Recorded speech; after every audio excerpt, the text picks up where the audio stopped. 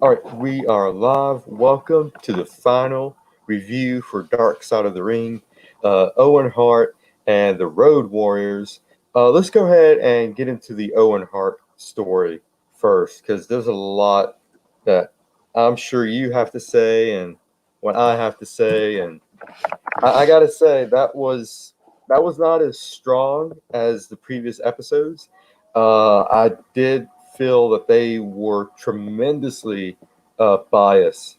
They didn't show all sides of the story. I mean, I don't think they even had interviews from anyone from the Hart family other than Martha, but that was Owen's wife and their kids. Well, probably the Hart family didn't want to be involved, Hmm. or that Owen's side of the Hart family. Yeah, yeah. I was shocked that they didn't. Maybe even Bret Hart or they couldn't do Nod Hart because he's not alive with us. Um, I don't know who else from the Hart family they could have possibly interviewed. Well, I mean, as you mentioned, Brett would have been a good one. Yeah, yeah, absolutely. What did you think about Martha? This is like the first time she's actually came out and spoken about Owen Hart. I have to say that I'm sympathetic to her, Hmm. and I can understand the reasons why she doesn't want Owen in the WWE Hall of Fame because she basically feels that the company killed her husband, Hmm. that there was negligence there. Yeah. I mean, they had him on a clip that only requires 6 pounds of pressure to Hmm. release. They should have had him on a stronger clip. Yeah, yeah, and what I thought was interesting was that the whole story was that either his cape got hung on it, or he jostled around, or he pulled it too soon, and that's why he fell. But according to her, none of that happened. It released on its own. Well, as I said, 6 pounds of pressure, that's all it takes. Yeah. And Hmm. the stories from JR and from the referee who was part of that event were just chilling. I mean, Jerry Lawler went into the Yeah. ring to attend to it. He comes back and he's Hmm. white as a ghost. Hmm. He's basically like, it doesn't look good. Yeah. And Jr. Told a story that he had 10 seconds to tell everyone on air that Owen Hart died. Yeah, And I just gotta, 10 seconds. yeah, and I gotta say, the way JR and Keen handled themselves that night was very professional, and they weren't panicking. JR, did most of the updates throughout the pay per view, the Over the Edge 99, I believe. Mm-hmm.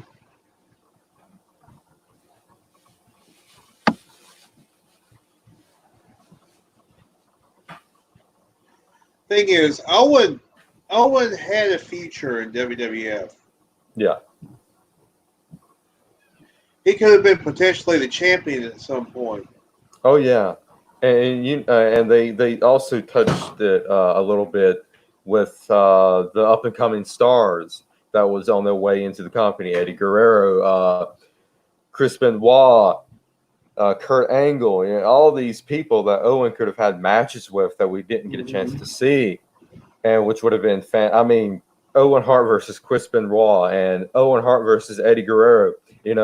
10 out of 10 star classic matches that could have happened. Mm-hmm. But Yeah. but unfortunately, it didn't. wind up like that. Right, yeah. I mean, as Vince McMahon was being an arrogant ass at that press conference, like, oh, yeah, I resent your tone there, Missy. Yeah. He didn't quite say it like that, but still. Mm-hmm.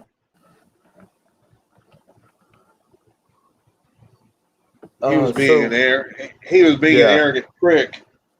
yeah. I mean, Vince. I don't know, but here's the thing. I don't. I mean, do you blame Vince? Do you blame WWFE for this, or was it just a freak accident that no one could have saw coming? Oh goodness, it's really hard to determine that. It could have just been a freak accident, but Mm-hmm. the individuals who put Owen on the rigging to begin with should have realized that sort of rigging wasn't safe. Yeah. Yeah, I mean, I would have blamed the riggers for all that, you know, Mm-hmm. because the thing is that they wanted a quick, clean release, and the previous rig, was too messy. I believe they I don't know, they didn't want it like that, but it wasn't quick enough, so they decided to go with something a little bit more cheaper. But WWF, WWE should have sue the rigging company, or Martha sue the rigging company for that.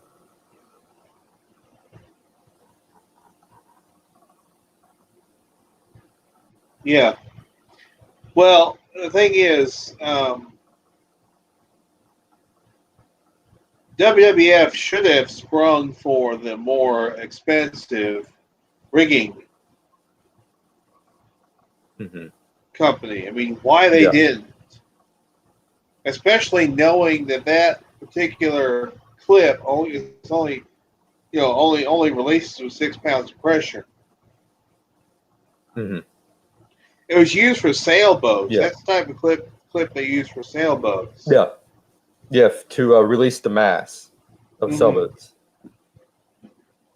There was I don't know if you agree or disagree, but there's so many tweets I saw on Twitter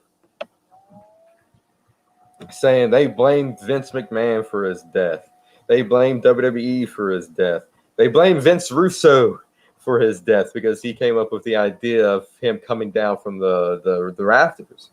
The thing is that you know I the only way you can blame them for the death if it was premeditated.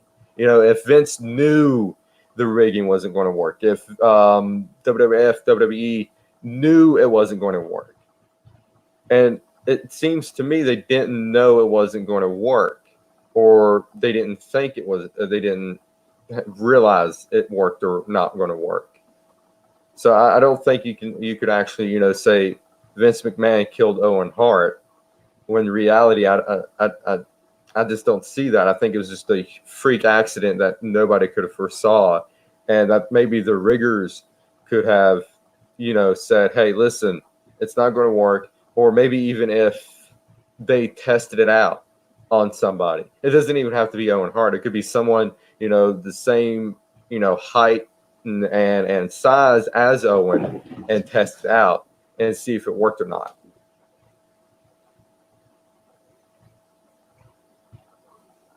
And they had Jim Cornette. I'm glad they had Jim Cornette Yeah. on there because he had managed Owen, and he could give some perspective. And one thing that Owen did while he was falling, he said, "Look out." Mm-hmm. He didn't want anybody else to get hurt. Yeah. Mm.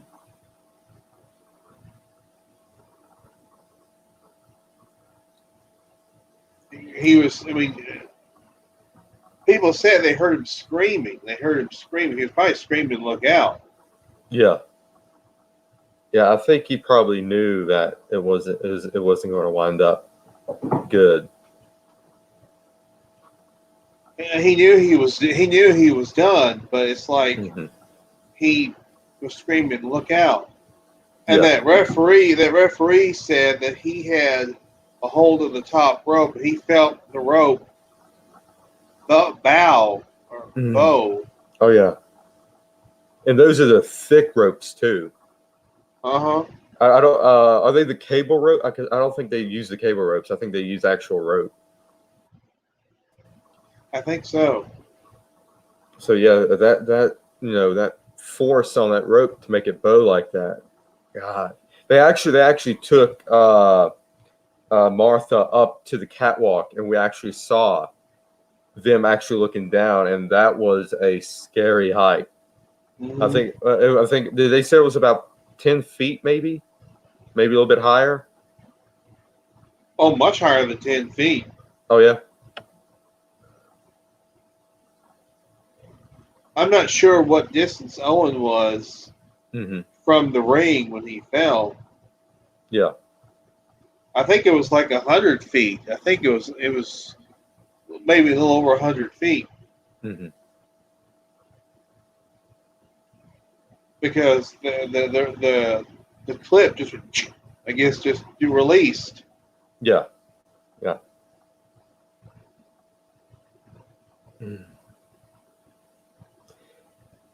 Let's see here. I'm trying to think. And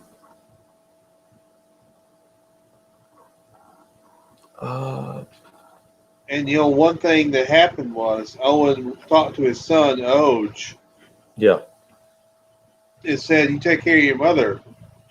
It's like, did Owen have a premonition or something like that? Yeah, he may have. He might have. I mean, if if somebody thinks they were going to die, yeah, he probably had. But and they interviewed Martha's kids and Owen's kids, and it seems to me that Martha kind of brainwashed them a little bit, maybe because of the vengefulness she had against WWE at the time. WWF. What were your thoughts on the kids? I thought I think they're good kids, but I think Martha kind of warped their minds a little bit. Well, I mean, the youngest was a little girl. She was about 3 years old when that happened. Yeah, and I think Oj was like a little bit older, maybe like 9 or 10, maybe. He was 7. 7. Oj was 7. So yeah, I can't say whether or not she brainwashed them or not. I'm not going to. I'm not going to sit here and say that she did or didn't. Yeah. I mean, once they got old enough, once the kids got old enough, she obviously told them what happened. Yeah. And said that it gave her, she gave her own spin on it, which is she felt like that it was negligence on WWF's part.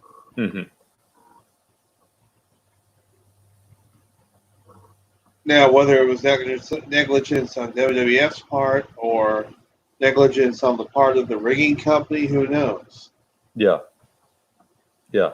And she did sue WWE, and they settled out, I believe, out of court for about $18 million. Yes, $18 million.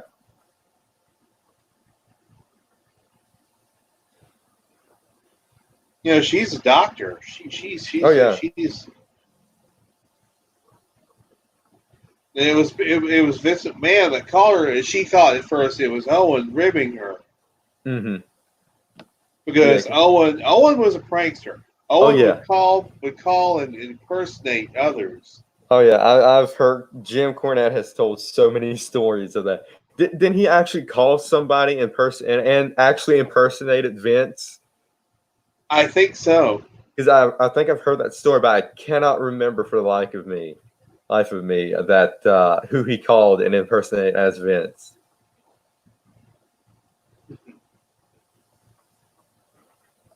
But it turned out that it was really Vince McMahon that called Yeah. Martha and said that we don't know what's going on with Owen right now. Mm-hmm. He's, you know, the doctor will call you. Basically, is what Vince said. Mm-hmm.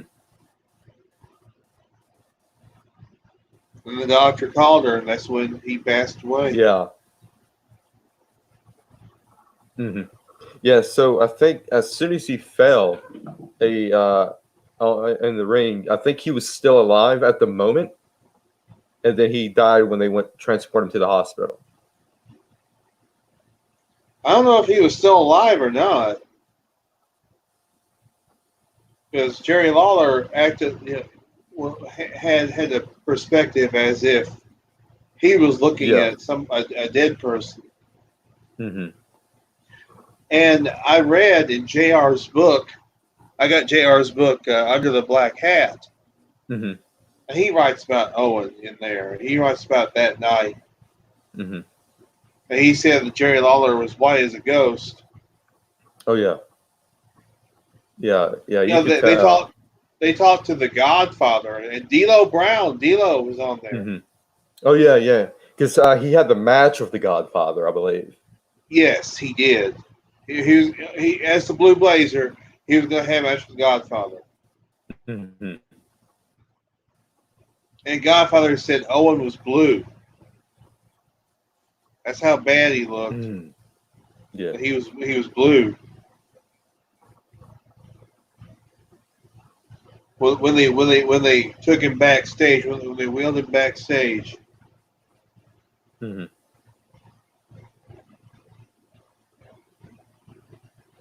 They never got any of this on video of him falling. Oh, I thought maybe they did. No. I think there's some photos of a fan taking pictures, Yeah. but they're not very good quality pictures. Mm-hmm. But I thought maybe the WWE may have had footage of him falling, and it's locked in some kind of vault somewhere that's never going to be released. No, they were playing a promo package when he fell. Mm.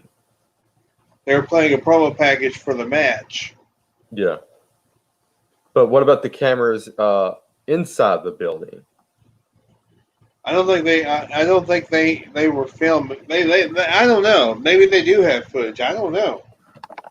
They never released it. And I doubt they ever will release it if they do have footage. They're never going to release it.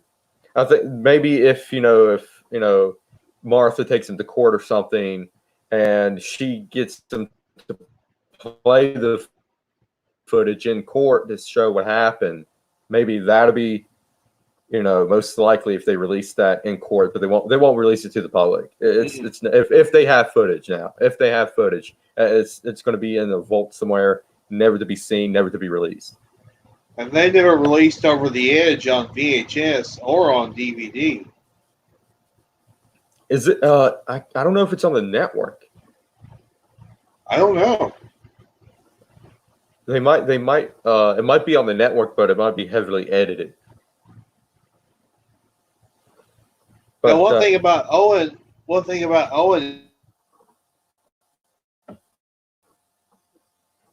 is he really was participating in some of the storylines. During the Attitude Era. Mm-hmm.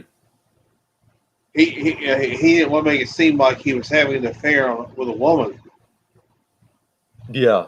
They was trying to make him edgy and all that crap, but he didn't really respond well to it, and he didn't like it. So they asked him, "Hey, how about you bring the blue blazer back?" Mm-hmm. And he was on board with it. Yeah. because he'd been the Blue Blazer back in the late 80s Mm-hmm. in the WWF. Yeah. And I think now the whole storyline of it was it something like Mr. America, where everybody knew it was Owen Hart, but Owen is like, no, I'm not the Blue Blazer. I'm not the Blue Blazer. I'm not sure. I think Chris Jericho knew because Owen used to do backflips off the top rope. Yeah, he told a story about that. And he said when he saw the Blue Blazer, he said, "That's Owen Hart."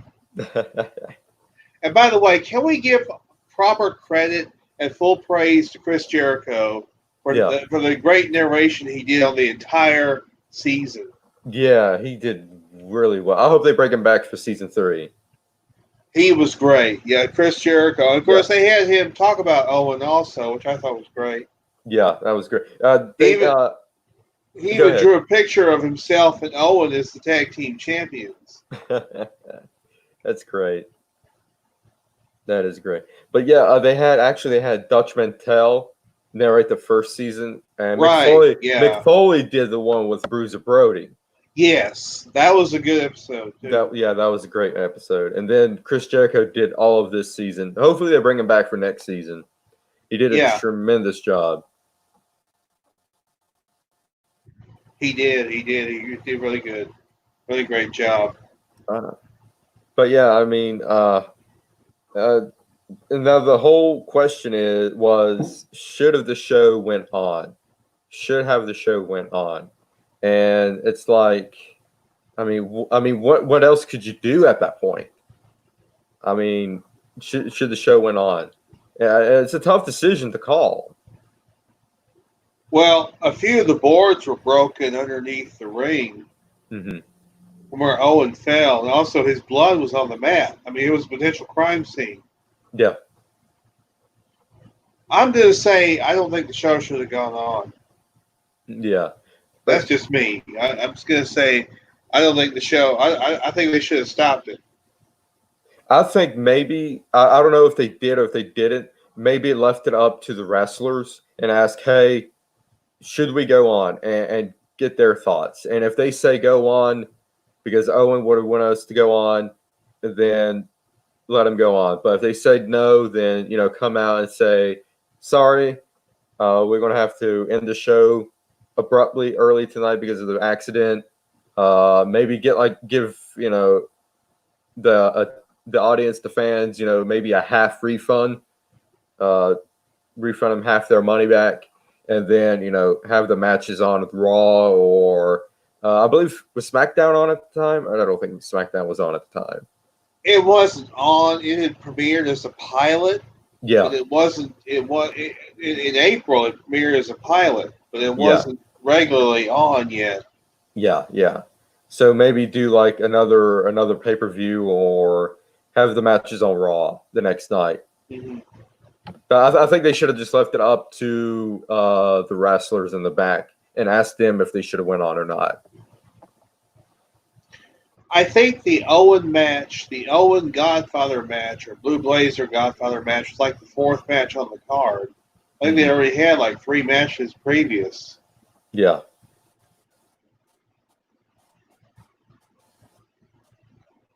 So it was like the fourth match, or it would have been the fourth match. Because the main event was Stone Cold versus Taker. I remember that. Yeah. I think it was for the title too.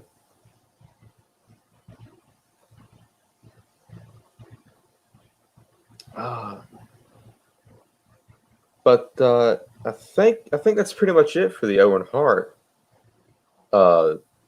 season finale. And I don't think it was as strong as the rest of the episodes. I think maybe they could have expanded it a little bit. And I kept saying this, each week, maybe go instead of an hour and a half, 2 hours. I think they could have, brought more to the plate for this story because it's very important in wrestling history. Yeah. All right. So yeah, let's get with the Road Warriors. The Road Warriors episode, and it was just basically the history of the Road Warriors and some of the stories they told, and the unfortunate, death of was it Animal? Hawk. Hawk. Yeah. Okay. Hawk. Yeah. Unfortunate death of Hawk. Uh, I think he had a heart attack, Mm-hmm. He did. and that was right around. That was, and they said that was right around the time he finally got clean and sober up, and I think he was doing some yard work, and he told his wife that he was going to lay down, and that's when he died of a heart attack, Mm-hmm. Yeah. unfortunately. And they had Demolition Smash, I think, Repo Man Yeah. Barry interview. Darso. Yeah. Oh my god! As soon as I saw it, I was like, Repo Man. I was like, oh my god, that's great. Love Repo Man. Oh, we need Repo Man to come back. Oh my god. They had Nikita Koloff also. Oh yes, that's right. I didn't. He kind of looked the same, but a hell of a lot older. Yeah. Well, see, a lot of these wrestlers, they were from Minneapolis. Oh yeah. Nikita was, Barry Darso was. The Road Warriors were from Minneapolis. Mm-hmm. They trained under a guy named Eddie Sharkey. And the Road Warriors would literally shoot on each other because they were bouncers. They started out as bouncers. Yeah. In a nightclub. And they were literally breaking each other's noses. They were punching each other in the face. Man, these were tough people, tough individuals. Mm-hmm. Like the story of them pile driving Vince McMahon off the bar. No, it was the Doomsday Device. Yeah, the Doomsday Device. Yes, the Doomsday Device. They put the Doomsday Device on Vince McMahon. Yeah. That's how freaking insane they were. Oh, they interviewed Paul Ellering. They had Paul Ellering, yes. They did. Because we was talking about that to see if they was going to interview him or not. And I'm glad they did, because he was intricate in the part of the Road Warriors. He was. They didn't show my man Rocco though. No. I wonder who has that dummy. Paul Ellering or Animal or somebody's got to have that dummy. I don't know.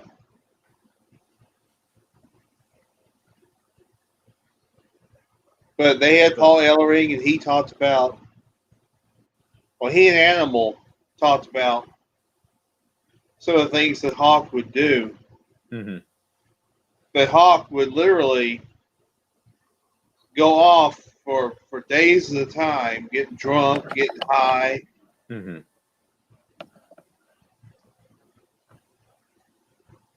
Which was unfortunate. It affected the team eventually. Yeah. And I think what happened was that Hawk got fired, and he went to New Japan to form the Road Warriors there, and that really pissed Animal off because that was their gimmick. That was their tag team name. That was their brand. Mm-hmm. And when you have, Hawk go off and replace Animal, just like what they did with Legion of Doom of 2000 and put in Heidenreich. Actually, originally they put Draws in there. Yeah, Draws too. I remember that. Draws and Heidenreich. It's just not. It's not the same. It's not the same. Nope.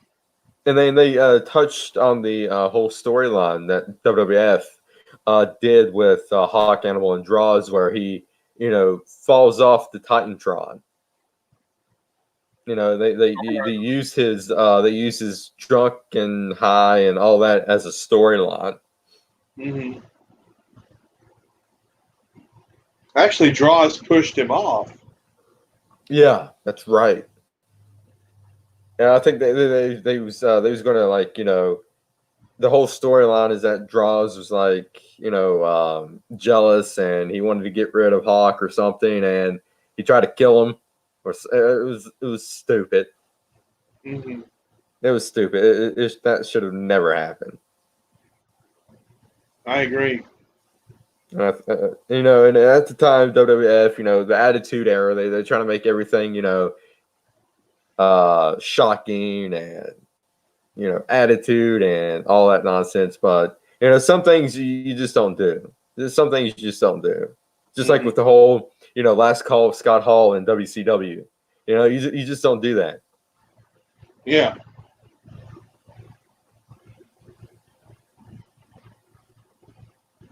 But what happened was they originally Ole Anderson wanted Animal to come down to Hmm. Georgia and wrestle.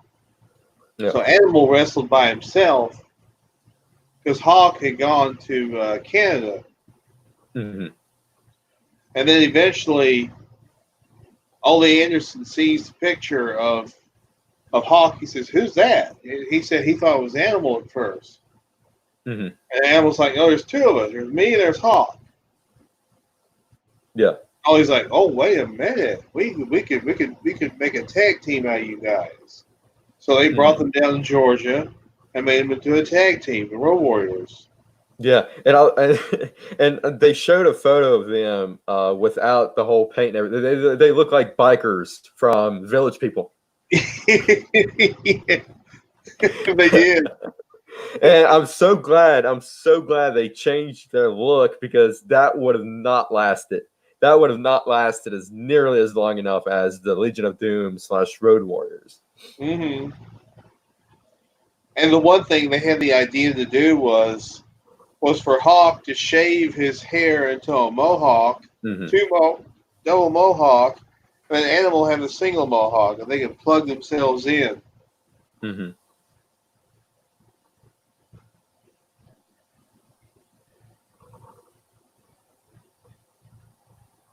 And that worked for them. That Hmm. and the face paint. Yeah, it did. So when they was in, I believe, WCW, their name was the Road Warriors. When they went to the WWF, they changed it to the Legion of Doom, and the Legion of Doom was from He-Man, I believe. Hmm. Actually, it was from Super Friends. Oh yeah, that's right, Super Friends. I remember. Yes, Super Meanwhile, Friends. at the Legion of Doom. And I am shocked they was able to get that clearance, Well, because you see, think, they already had several warriors up there in the WWF. They had yeah. Kerry Von Erich, who was the modern day warrior. They had the Ultimate Warrior. Hmm. So they said, "Why don't we rename ourselves the Legion of Doom?" Yeah. And that's where the name came from, and that's how they became the Legion of Doom. Now, Hmm. when they went back to the WWF, they could be the Road Warriors. Yeah.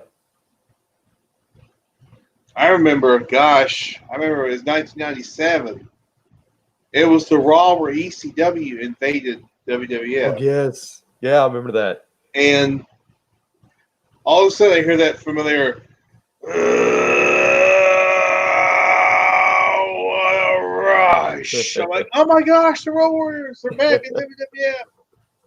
Oh my god, that was epic. That was freaking epic. Let's see here.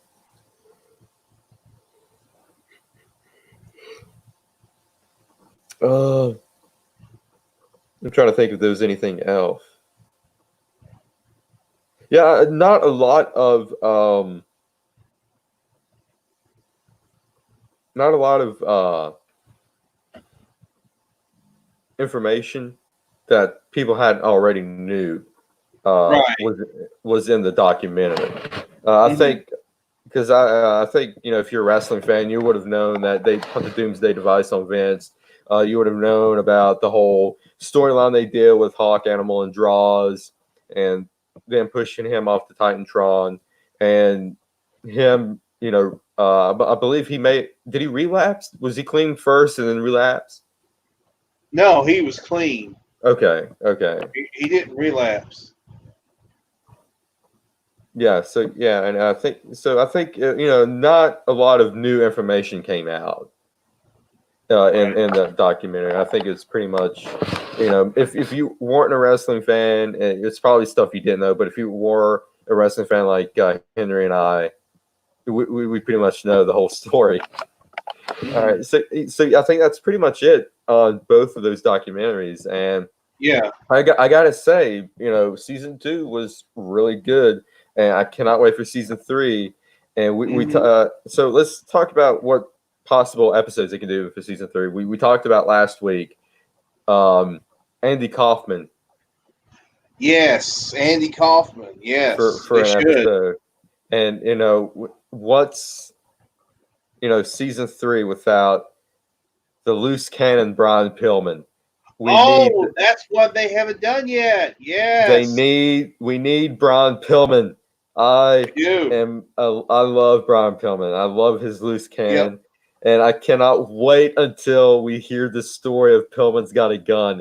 I freaking love that whole segment. Stone Cold comes to Pillman's house. He beats up his bodyguards. He punts him in the little kiddie pool. I remember this. He punts him in the kiddie pool, and then you have Austin, breaking in the door. And Pillman, whips out the gun. It was hilarious. I loved every second of that. Mm-hmm. I remember seeing that too. Oh my god! Now I could not take my eyes off the screen. And I love the other segment that he did with Marlena, the Pillman Triple X Files. Uh-huh. Do you remember that? I think so. When Pillman, I don't know if he kidnapped or won Marlena from Goldust. He won her. Yeah, he won her from Goldust, and then they made all the Triple X videos, and then I think what happened was that Goldust, and it was him versus Pillman again, and whoever lost has to wear a dress, and Pillman came out there with the dress on. Yeah. Oh my god, that needs to be 2 freaking hours. I want a 2-hour Dark Side of the Ring of Brian Pillman. That's going to be the most entertaining one of them all in season 3. Yeah. I'm surprised they haven't done that one yet. You think that would be like? You think that would be like in season 2?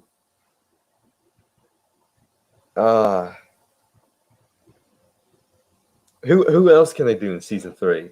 Andy Kaufman, Brian Pillman, British Bulldog might be a good one. Could be a good one. Yeah. Roddy Piper. Especially the way he was in the 80s. Yes, Roddy Piper. That'd be a damn good one. It would be. And then the whole they can talk about the whole when he painted himself half black. when he went against Junkyard Dog. No, it was against Bad News Brown. Oh yeah, that's right, Bad News Brown. And crap, he told this story of the stuff that he used to wash himself off with when he painted himself, but they replaced it with like turpentine, and he could not get it off. Ooh, I know. It was some sort of story like that. Ric Flair, that'd be a good. That needs to happen. A Ric Flair one. Yeah. All the stories that they could tell about Ric Flair. That could be like. Did you ever see the 30 for 30 about Ric Flair? I don't remember. It was on ESPN about 2 years ago. I don't think I missed that one. That was a good one. I think I missed. I'm gonna have to look that one up. But all the stories they could tell with Ric Flair and Dark Side of the Ring, that could be like a 10-part series right there. You can have 10 damn episodes right there on Ric Flair. Yeah. Going up from the 70s up until now. I mean, geez. They can interview all of his ex-wives. Oh my god. Maybe I don't know if they can, but I would like to see an ECW Paul Heyman one. Ooh. I don't know if they can. I don't know if they'll be able to do that or not because of the whole since WWE owns it. Or the final days of WCW. Oh yes, that would be a good one. They could talk to Vince Russo. They could talk to Bischoff. Yeah. But just do a WCW one, Mm-hmm. Um,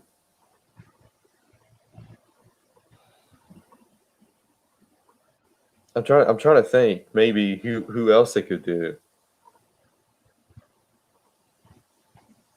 But the main one, but the main two that I really want is Brian Pillman and Andy Kaufman.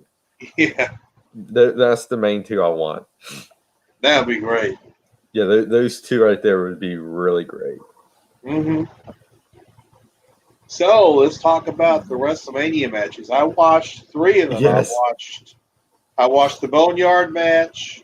I watched Mhm. the Last Man Standing match, which was one of the damnedest fights I've ever seen. Yeah. And the Firefly Funhouse match. All right, I gotta have your thoughts on the Firefly Funhouse first. Oh, it was bizarre. It was bizarre. Seeing Yeah. John Cena go back to his original tights Proton, I think. when he first came into WWE, Mm-hmm. and having Bray duck every time he tried to hit him. Yeah. Of course, Bray is the Fiend. Yep.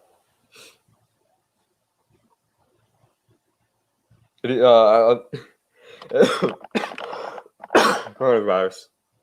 The one I liked was when he came out there in the NWO getup, Oh yeah, part of the NWO, which I thought was great because there's so many memes of him. They want John Cena to bring back the NWO and have him lead the New World Order, and we probably got to saw that happen. mm-hmm. Yeah. That was a bizarre. I don't know if I want to call that a match. That was just bizarre.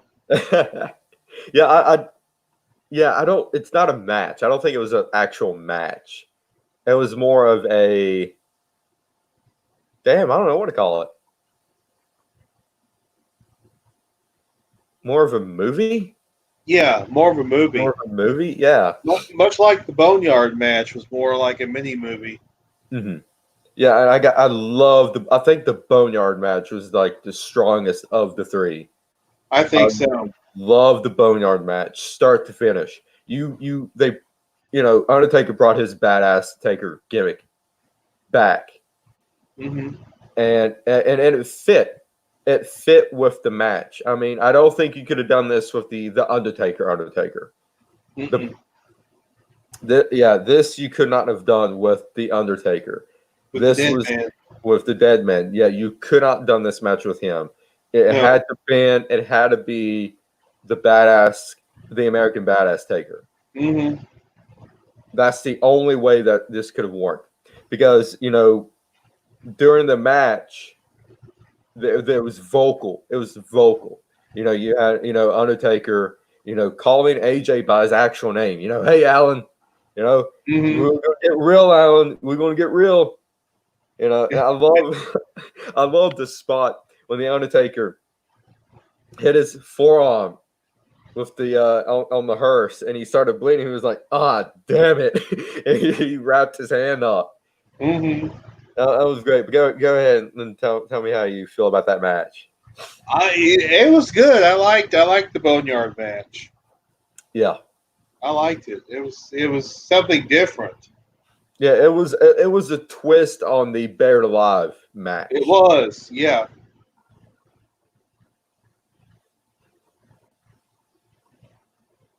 And with AJ's helpers kind of helping him out. Yeah, Luke and Doc. Yeah, Luke Gallows was fired by WWE. Yeah, so was Carl Anderson. Yeah.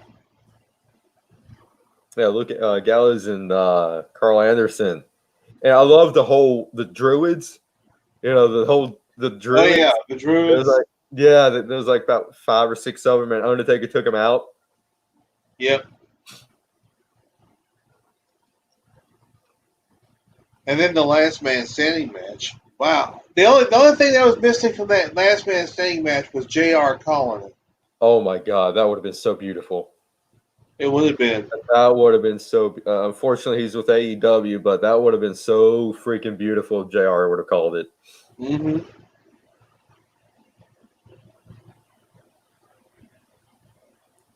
Well, JR and Jerry Lawler, Jerry the King Lawler. Oh yeah, that right there, because that was a fight between Edge and Orton. It That was was. a fight, and they went all throughout the Performance Center, Mm-hmm. and some people complained that it was too long, but I didn't feel that. I think it was perfect. Yeah, I think it was perfect length. Oh yeah, because it was a fight. It needed to be long. It needed to be long, and the concertos that Edge did at the end of the match. Oh my God, that was brutal. Mm-hmm. I mean, he was just going boom, boom, boom. And then that unique, like submission type maneuver he put on Randy Orton. Yeah, I've never seen Edge do that before. I don't think he's ever done that.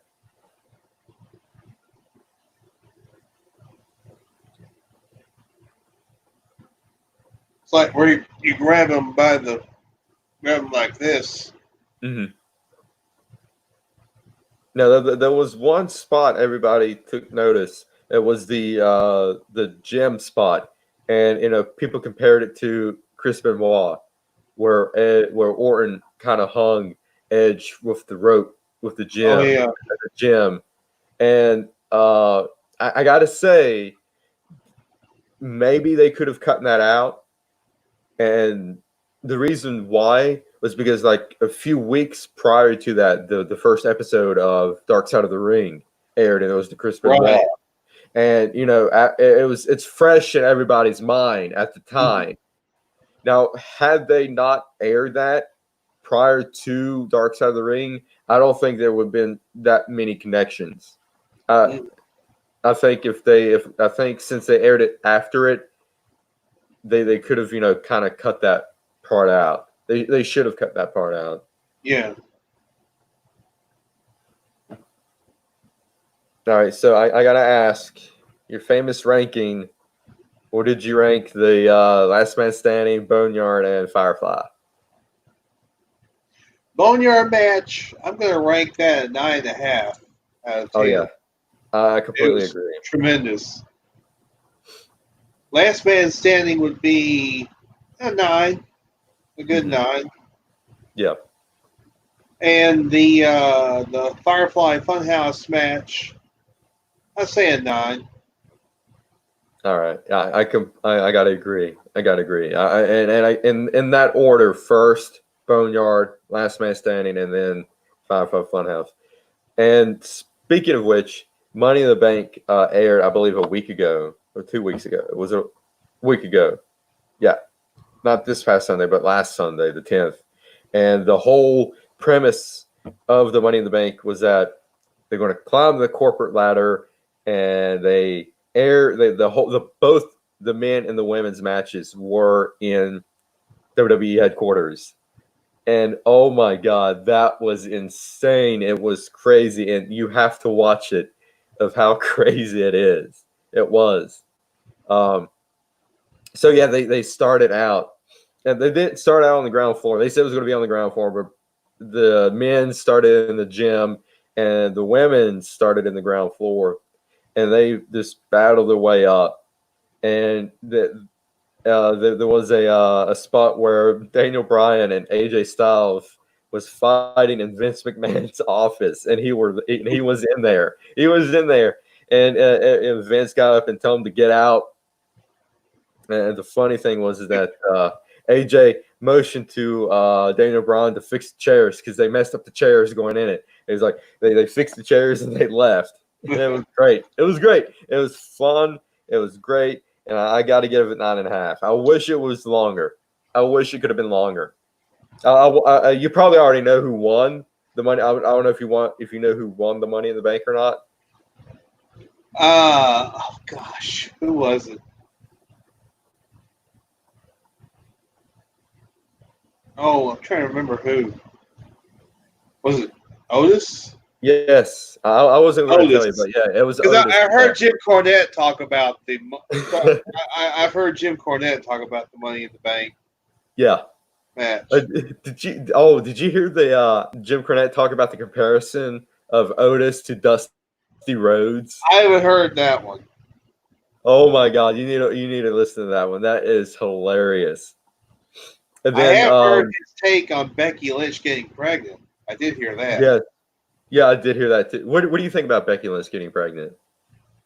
Well, if she's in the middle of a run with a title, it was kind of stupid to get pregnant right in the middle of that run. Yeah, I completely agree. I completely agree. I think it was a mistake on her part. I mean, I'm happy for him. It's great,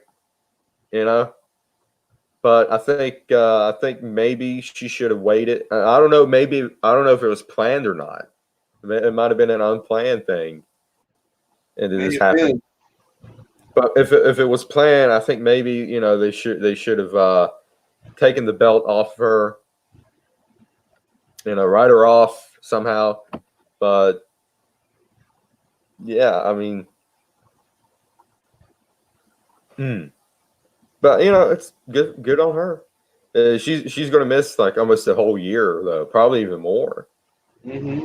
So Asuka got the briefcase, and it wound up that she wasn't fighting for the contract. She was actually fighting for the title itself.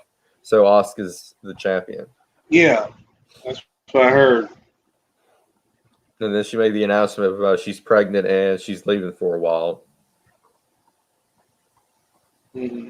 And the thing is that is Seth going to leave now? Is Seth going to be on his way out? Mm-hmm. I mean, I don't see it. Maybe once she has the baby, he might leave for a little bit to be with her. But I think right now, since she's in the beginning stages of being pregnant, he'll probably stay. Mm-hmm. But yeah, I think maybe Becky should have waited. Yeah.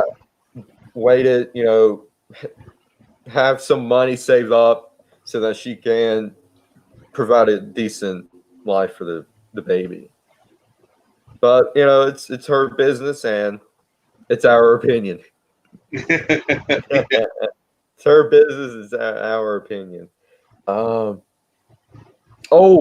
We cannot go off from here without talking about what happened to one half of Crime Time, Shad Gaspard. Yeah, he went missing, unfortunately. Yeah. And they called out the search for him. Mm-hmm. Yeah, so what happened was him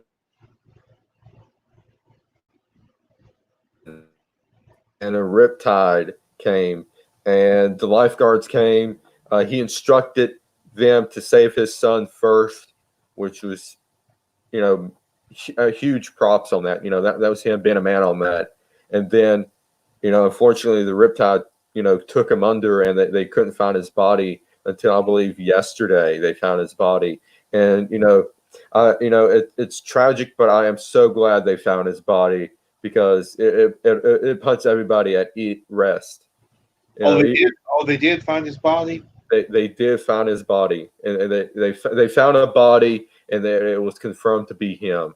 And and like I said, I'm glad they found the body. It punts everybody. Even though it's tragic and everything, I think it punts some closure to him and his family. Yeah.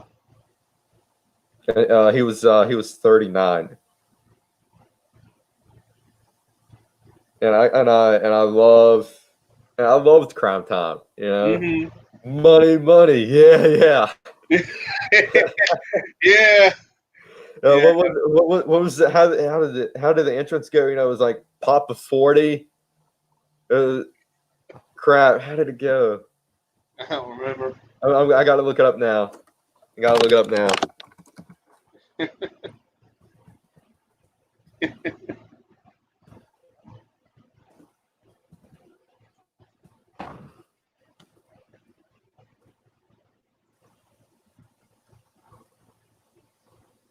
Papa 40 and check your rollies. It's Crime Time.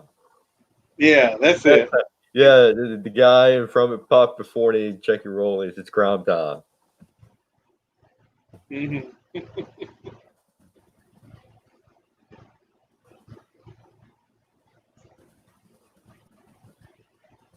Yeah, I remember like when Lita was leaving, Crime Time came out there and it was like selling all of her stuff. I love the segments with Crime Time. You know, they come out with all this stuff and they's like, you know, who wants to buy it? And they actually sell it to the audience. The audience actually pays for it. You know, they give them like $20 for a hat or something. It was hilarious, and I'm disappointed they didn't like have like a comeback on Raw. Yeah. We won't be able to, you know, see the full Crime Time, unfortunately. Mm-hmm. But yeah, so yeah, I think that's pretty much it. All the news surrounding in wrestling. All right, so yeah, that's going to do it for us tonight with Dark Side of the Ring, the Owen Hart story, and the Road Warriors. And yeah, so Papa 40, check your rollies. It's Crime Time. Yeah, so I got to end it on that. So yeah, Papa 40 for Papa 40 for Shad. You know, drop one for the homie. Good night, everybody. We'll see you here for season 3 for Dark Side of the Ring, and whenever Better Call Saul comes back. Also, whenever they air the season finale of The Walking Dead, whenever that's supposed to air sometime this year. But yeah, on that note, good night, everybody. Papa 40, check your rollie. It's Crime Time.